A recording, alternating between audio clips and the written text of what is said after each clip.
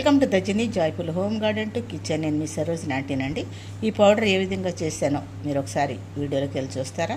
చూసేద్దామా ఫ్రెండ్స్? ఇవి అరటికాయలు. ఈ అరటికాయలని చెక్కి ఆ లోపల ఉన్నది అరటి తీస్తాను. ఇది ఇట్లా చెక్కకుండా నేను ఇట్లా పీల్ తీస్తున్నాను. అట్లాగే ఆ కాయలు కూడా తీసి ముక్కలు చేస్తాను. చెత్తంతా మన కంపోస్ట్ బిన్లోకి వెళ్ళిపోతుంది. మనకి ఏది తోట ఉన్న వాళ్ళకి ఏది వేస్ట్ కాదండి. మన ఆర్గానిక్ పెంచుకునే వాళ్ళకి మిద్దె తోట కావచ్చు, పెరటి తోట కావచ్చు, తోటలు కావచ్చు, ఇదంతా దీంట్లో వెళ్ళిపోతుంది. సో ఈ మొక్కలు మాత్రం ఇప్పుడు మనం వేయించుకుందాం.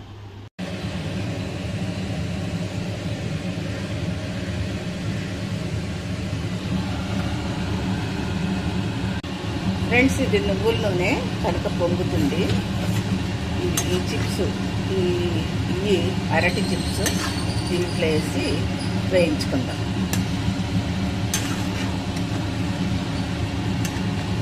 ఇవన్నిటిని కూడా వేయించుకుందాం. ఫ్రెండ్స్, ఇది ఇట్లా బ్రౌన్ రంగు వచ్చే వరకు వేయించుకుని ఇట్లా అనుకుంటే చక్కగా ఇట్లా మెత్తగా అయిపోతుంది కదా. సో ఇట్లా వేయించాను. ఇది ఒకటి తీసాను.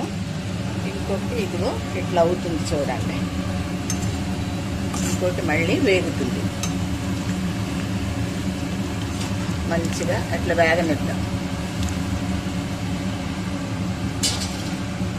ఈ నూనె కూడా పచ్చి వేసినప్పుడే బాగా పొంగుతుంది. తర్వాత కొంచెం ఉడికిన తర్వాత తగ్గిపోతుంది ఇది.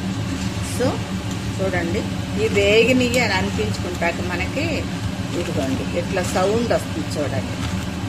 ఎట్లా ముక్క చించితే కూడా లోపల తడి మనకు అనిపించదు. అట్లా బ్రౌన్గా మనం వేయించుకోవాలి వీటిని. నాకు ఈ యొక్క మాత ఒకటి సరిపోతుందండి. నాకు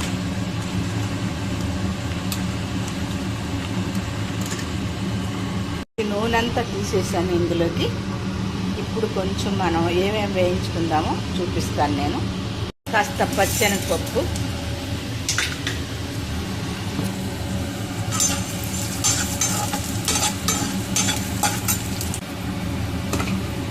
కాస్త సాయిపప్పు,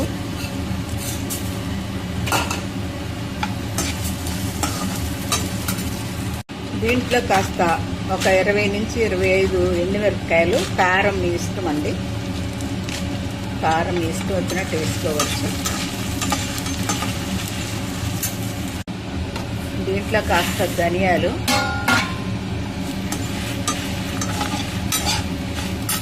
వీటిలో కొన్ని మెంతులు. ఎందుకంటే ఇందులో నేను ఎంగు వేయను, మెంతులు వేస్తున్నాను. కొంచెం మెంతులు ఎక్కువ వేసుకుంటే మళ్ళీ చేదొస్తుంది. కొన్ని ఆవాలు, అట్లాగే ఒక 2 స్పూన్లంత జీలకర్ర వేయిస్తాను బాగా. కాస్త కరివేపాకు,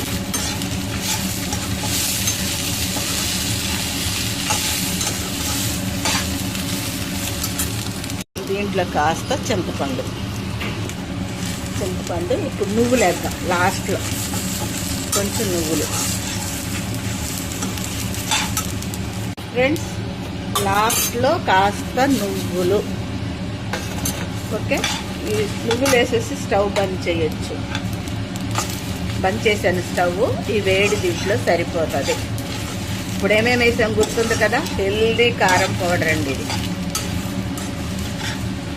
అన్నీ ఒక్కొక్క ఇంగ్రీడియంట్స్లో ఏమేమి ఉన్నాయో, ఎంత ఉపయోగాలు ఉన్నాయో తెలుసు కదా.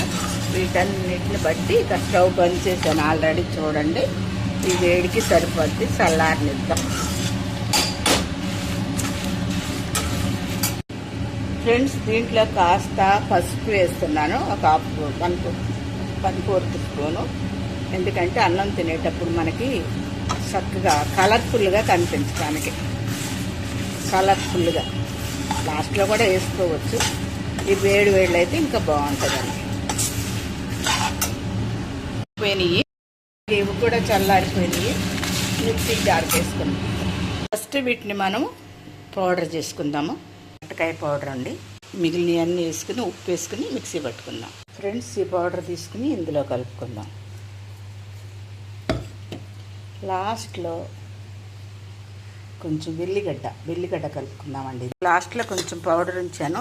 ఇదిగో వెల్లిగడ్డ వేస్తున్నాను చూడండి. కచ్చాపచ్చి దంచుకుందాం. వెల్లిగడ్డ పేస్ట్ని కూడా ఇందులో కలిపేసుకుందాం. ఫ్రెండ్స్, గమగమలాడే ఈ యొక్క అరటికాయ పొడి జలుబు, దగ్గు, జ్వరం ఉన్న వాళ్ళకి, బాలింతలకి, చిన్న బిడ్డలకి, అనారోగ్యంతో ఉన్న వాళ్ళందరికీ పనికొస్తుంది. ఇది దోశల్లోనూ ఇడ్లీలోనూ వేసుకోవచ్చు. కూరల్లో కూడా పక్కన అన్నం తినేటప్పుడు సైడ్ డిష్గా పెట్టుకోవచ్చండి. ఇది కంటైనర్లో పెట్టేస్తాను చూడండి.